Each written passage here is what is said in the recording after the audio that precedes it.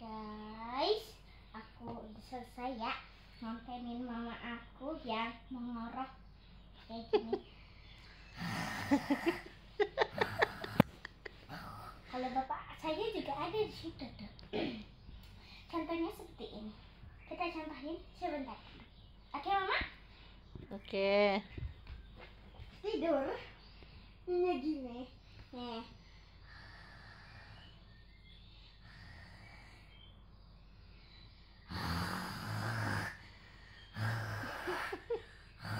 Itu ngorok siapa? Bapak Ki. Kalau mama seperti ini.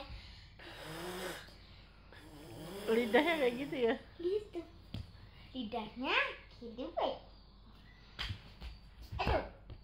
Kita tutup. Jadi tidak bingung. Tidak seperti itu ya.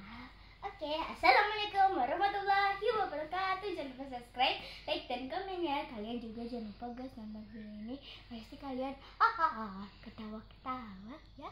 Oke, dadah, jumpa.